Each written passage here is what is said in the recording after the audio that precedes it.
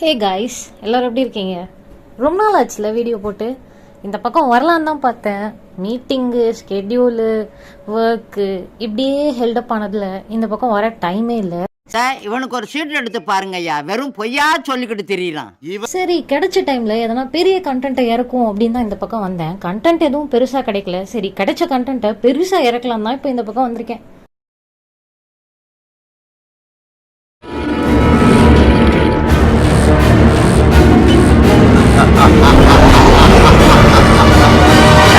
ஒரு கதை சொல்லவா? உங்க எல்லாருக்குமே கேரளா நல்லா தெரியும். God's own country. நிறைய பேருக்கு கேரளா ஒரு ஃபேவரட் ஸ்டேட்டும் கூட. நிவின் பாலி, நேந்திரம் சிப்ஸ், வர்க்கலா பீச், கோழிக்கோடு, ஆலப்புழான்னு நிறைய ஃபேவரட் திங்ஸ் கேரளாவில் இருக்குது. அப்படி கேரளாவில் இருக்கிற ஒன் ஆஃப் த இம்பார்ட்டன்ட் பிளேஸை பற்றி தான் நான் பேச போகிறேன். இந்த பிளேஸ் நிறைய பேருக்கு தெரிஞ்சிருக்கலாம், நிறைய பேருக்கு தெரியாமல் இருக்கலாம். தெரிஞ்சவங்க சும்மா கேட்டுக்கோங்க, தெரியாதவங்க ஆர்வமாக கேட்டுக்கோங்க. சோட்டானிக்கரா கொச்சியில் இருக்கிற ஒன் ஆஃப் த டவுன் தான் இந்த சோட்டானிக்கரா. நீங்கள் கொச்சி போய் இறங்கினீங்கனாலே அங்கே இருக்கிற டவுன் பஸ்ஸஸ் உங்களை டைரெக்டாக சோட்டானிக்கராவோட கனெக்ட் பண்ணிடும். இந்த சோட்டானிக்கரையில் தான் கேரளாவோட பில்கிரிம் சென்டராக கருதக்கூடிய ஒரு டெம்பிள் இருக்கு. Yes, Chottanikkara Bhagavathi temple. சுமார் 1000 ஆண்டுகள் பழமை வாய்ந்த இந்த சோட்டானிக்கரா டெம்பிள் சேர எம்பையர்ல கட்டப்பட்டதா சொல்லப்படுது. சேர எம்பையரோட த கிங் ஆஃப் முசிரிஸ் அப்படின்னு சொல்லப்படுற சேரமான் பெருமாள் ரொம்ப காலமாவே ஒரு சீரியஸ் இல்னஸை ஃபேஸ் பண்ணதாகவும், அப்போ அவரு அங்கிருக்கிற ஒரு துர்கா சிலை which is a incarnation of Bhagavathi அந்த சிலையை வழிபட்டதாகவும், அதை வழிபட்டதன் பின் அவருடைய சீரியஸ் இல்னஸ் கியூர் அடைஞ்சதாகவும், அதோட ஹானரா அவரு இந்த பகவதி டெம்பிளை கட்டினதாகவும் ஹிஸ்டரி சொல்லுது. கேரளாவோட ஒன் ஆஃப் த பில்கிரிம் சென்டர்ஸாக விளங்கக்கூடிய இந்த சோட்டானிக்கரா பகவதி டெம்பிள் கேரளாவோட ட்ரெடிஷ்னல் ஸ்டைலை கொண்டு கட்டப்பட்ட ஒரு டெம்பிள்னு சொல்லலாம். அங்கே இருக்கிற ஆர்கிடெக்சரல் ஃபீச்சர்ஸாக இருக்கட்டும், கார்டனாக இருக்கட்டும், எல்லாமே ஒரு ஏன்ஷியன்ட் வைப்ஸ் கொடுக்கும். அது மட்டும் இல்லாமல் அங்கே இருக்கிற சோட்டானிக்கரா பகவதி அம்மன் சிலை வேரியஸ் கார்விங்ஸோடையும் ஆர்னேட் டெக்கரேஷன்ஸோடையும் வடிவமைக்கப்பட்டிருக்கு. அட, எல்லா ஊர்லேயும் தானப்பா அம்மன் கோயில் இருக்கு, இங்கே என்ன ஸ்பெஷாலிட்டி அப்படின்னு நீங்கள் யோசிச்சிங்கன்னா கண்டிப்பாக ஸ்பெஷாலிட்டி இருக்கு. இந்த கோவிலில் பகவதியை 3 வடிவம், அதாவது 3 ஃபேஸஸாக வர்ஷிப் பண்ணுறாங்க. அதாவது யூத்ஃபுல், மதர்லி அண்ட் வேரியர். இந்த 3 ஃபேஸஸா இங்க இருக்கிற பகவதியை வர்ஷிப் பண்றாங்க. காலையில மகா சரஸ்வதியாகவும், நூன்ல மகாலட்சுமியாகவும், நைட்டு மகாகாளியாகவும் இங்க இருக்கிற பகவதிய மக்கள் வர்ஷிப் பண்றாங்க.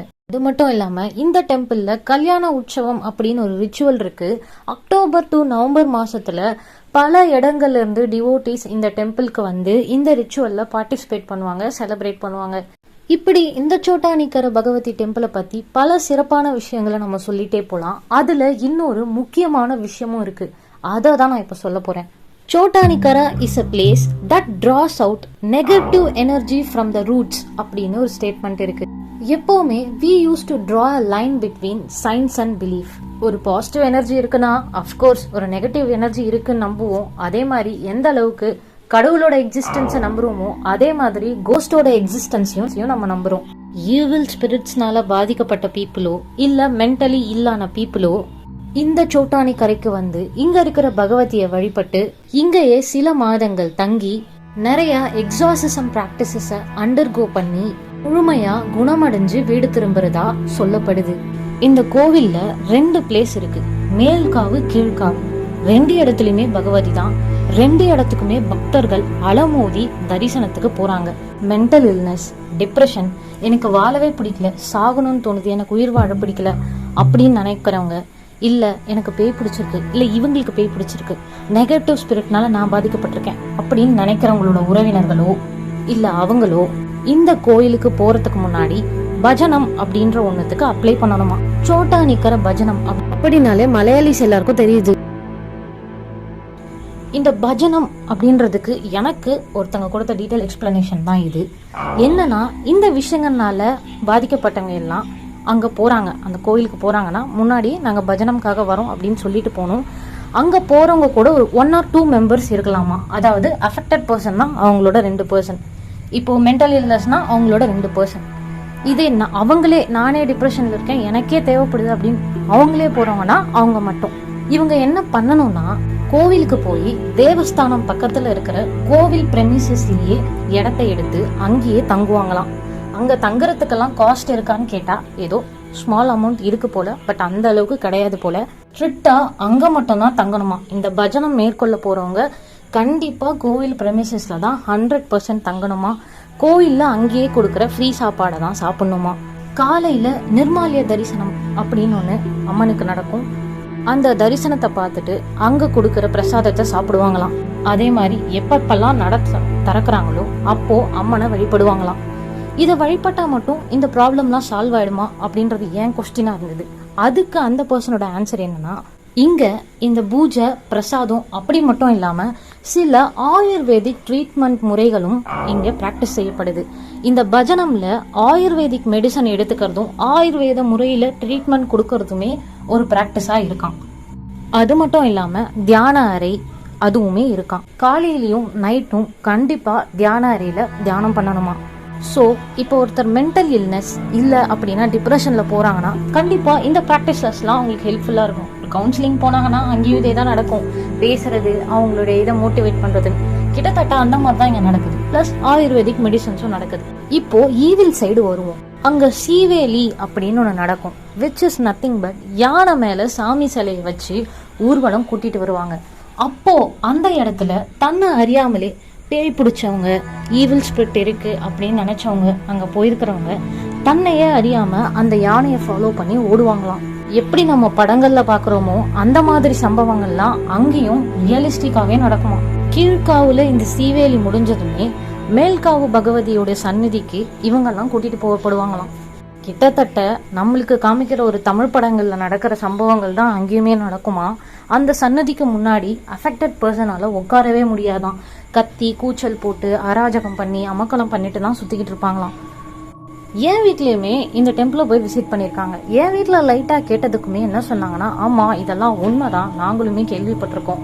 நீங்கள் போனப்போ எதனா இப்படி பார்த்தீங்களா அப்படின்னு கேட்டதுக்கு, ஆமாம் சீவேலி ஊர்வலம் போகும்போது இந்த மாதிரி நிறைய பேர் ஓடி வந்ததை பார்த்துருக்கோம் அப்படின்னு என் வீட்டில் சொன்னாங்க. இன்னும் சில விஷயங்கள் அவங்க பார்த்ததா சொன்னது என்னன்னா, அங்கே இருக்கிற கோவில் மரங்கள்ல நிறைய மரங்கள்ல ஆணி அடிக்கப்பட்டு அதுல நிறைய முடி சுத்தப்பட்டு இருந்தது அப்படின்னு சொன்னாங்க. இது என்னன்னா விச் இஸ் நத்திங் பட் இந்த ஈவில் ஸ்பிரிட்னால அஃபெக்ட் ஆயிருக்கு அப்படின்னு போனவங்களோட முடிதானா அது. அந்த ஈவில் ஸ்பிரிட் போயிடுச்சு. போனதுக்கு அப்புறம் அவங்க தலையில இருக்கிற ஒரு சில முடி எடுத்து அந்த கோவில் மரங்கள்ல ஆணி அடிக்கப்பட்டு அந்த முடியை மாட்டி வச்சிடுறாங்க. Which symbolically refers to evil spirit போயிடுச்சு, இப்போ அவங்க கியூர் ஆயிட்டாங்க, நீங்க வீட்டுக்கு கூட்டிட்டு போலாம் அந்த மாதிரி. இது படங்கள்ல பாக்குற கமர்ஷியல் எலமெண்டாவே இருந்தாலுமே ரொம்ப ஆண்டு காலமா இந்த பிராக்டிஸ் அங்க நடந்துகிட்டு வருது. இன்னுமே டிவோட்டிஸ் அங்க போயிட்டு இந்த பிராக்டிசஸை ஃபாலோ பண்ணிட்டு இருக்காங்க. ஒரு பக்கம் இந்த கோவில்ல ஹரியோட படத்துல வர ஸ்கிரீன் பிளே மாதிரி ரேசியான நிறைய விஷயங்கள் இருந்தாலும், இன்னொரு பக்கம் கௌதம் மேனன் மணிரத்னம் படங்கள்ல வர மாதிரி ஸ்லோவா காமா மனசுக்கு செரிமேட்டி கிடைக்கிற மாதிரி அந்த அம்மன் சிலை, அந்த கார்டன், அந்த ஏன்ஷியன்ட் வைப்ஸ் கொடுக்குற அந்த டெம்பிள் கட்டப்பட்டிருக்கிற விதம், இதெல்லாம் மனசுக்கு ஒரு காம்னஸ் கொடுக்குது அப்படின்ற மாதிரியும் சொல்லப்படுது. A coin has two sides அப்படிங்கிற பட்சத்தில் ஒரு சைடு இந்த டெம்பிளை போய் விசிட் பண்ணால் மென்டல் இல்னஸ் மற்ற இந்த நெகட்டிவ் திங்ஸ் இதெல்லாம் க்யூர் ஆகுது, ரெக்கவர் ஆகுதுன்னு சில பேர் சொல்ல, இன்னொரு சைடு நம்ம மூளை ஆட்டோமேட்டிக்காக ஏன் இது ஸ்கேமாக இருக்கக்கூடாது, இப்போ மூட நம்பிக்கைகள் தெய்வ வழிபாடுகள் மேல் நடக்கிற ஸ்கேம் ரொம்பவே இன்க்ரீஸ் ஆயிடுச்சு, ஸோ இதுலேயுமே ஒரு ஸ்கேம் இருக்கா அப்படின்னு நம்ம மூளை யோசிக்கும். அப்படி யோசிச்சாதான் அது மூளை. இந்த டெம்பிளை நான் நேராக போய் விசிட் பண்ணதில்லை. நான் என்னோட சில மலையாளி கொலீக்ஸ், மலையாளி ஃப்ரெண்ட்ஸ் கிட்ட இந்த டெம்பிள் பற்றி சில விஷயங்கள், இங்கே நடக்கிற இங்கே செயல்படுற சில விஷயங்கள் பற்றியெல்லாம் நான் கேட்டேன். அதுவும் இல்லாமல் அங்கே போய் விசிட் பண்ணி ரிசர்ச் பண்ண நிறைய பேர் அவங்களோட ஆந்த்ரோபாலஜி தெசிஸ் போட்டிருந்தாங்க. அந்த தெசிஸ் கொஞ்சம் படித்து பார்த்துட்டு தான் இதை நான் பேசிட்டேன். நேரடியாக அந்த டெம்பிளுக்கு போய் அம்மனை வழிபட்டுட்டு இன்னும் சில பல விஷயங்கள் எல்லாம் பார்த்துட்டு ரிசர்ச் பண்ணி ஃபைனல் அவுட்புட்டாக ஒருத்தர் அவரோட தெசிஸில் என்ன சொல்லியிருக்காங்கன்னா, சேரமான் பெருமான் காலத்தில், சேரமான் பெருமான் இல்னஸாக இருக்கும் பொழுது அப்போது இந்த அம்மன் சிலையை பார்த்தான்னு சொன்னேன் இல்லையா, அப்போது இந்த அம்மன் சிலைக்கு தினமும் பூஜை பண்ண ஒருத்தர் இருந்தார். அங்கே பூஜை புனஸ்காரம் பண்ணுற பர்சன் சேரமான் பெருமாளுக்கு நிறைய மூலிகைகள், கேரளானாலே நிறைய ஆயுர்வேதிக் மெடிசன்ஸ் மூலிகைகள் அப்படின்னு சொல்லுவாங்க. எப்படி ஒரு பக்கம் மாந்திரிகமோ இன்னொரு பக்கம் மூலிகைகளும் அங்கே நிறையா, இந்த ஆயுர்வேதிக் மெடிசன்ஸ்லாம் அங்கேருந்து தான் ஸ்டார்ட் ஆச்சு அப்படின்ற மாதிரியும் சொல்கிறாங்க. ஸோ அப்போது அவர் சில பல மூலிகைகள் ஆயுர்வேதிக் வைத்தியங்கள்லாம் சேரமான் பெருமாளுக்கு பண்ணார். ஒரு பக்கம் சேரமான் பெருமாள் மூலிகைகளும் எடுத்துக்கிட்டான், ஒரு பக்கம் அம்மனையும் வழிபட்டான். இது ரெண்டுமே அவனுக்கு கை கொடுத்ததுன்னு ஹானராக தான் அவன் இந்த கோயிலை கட்டி வழிபட்டான் அப்படின்னு சொல்லப்படுது. ஸோ இந்த கண்டென்ட் நான் போட்டதுக்கான காரணம் ஒருத்தங்களை இன்ஃப்ளூயன்ஸ் பண்ணுறதுக்கோ இல்லை இந்த சில விஷயங்களை டெமின் பண்ணி பேசுகிறதுக்கோ கிடையாது. கண்டிப்பாக எல்லாருமே இந்த கோயில் விசிட் பண்ணலாம். ஏன்னா நானுமே இந்த கோயில் கண்டிப்பாக விசிட் பண்ணுவேன். பட் சில பேர் என்கிட்ட எனக்கு மென்டல் இல்னஸ் இருக்குது, எனக்கு சில ப்ராப்ளம்ஸ் இருக்குன்னு கேட்டால் நான் கண்டிப்பாக அவங்கள ஒரு டாக்டரை போய் பாருங்க அப்படின்னு தான் சொல்லுவேன். So this is my content today. அடுத்த கண்டென்ட்டில் இன்னும் சிறப்பான ஒரு டாப்பிக்கோடு வந்து உங்களெல்லாம் மீட் பண்ணுறேன். until then bye. ஒரு கதை சொல்லவா?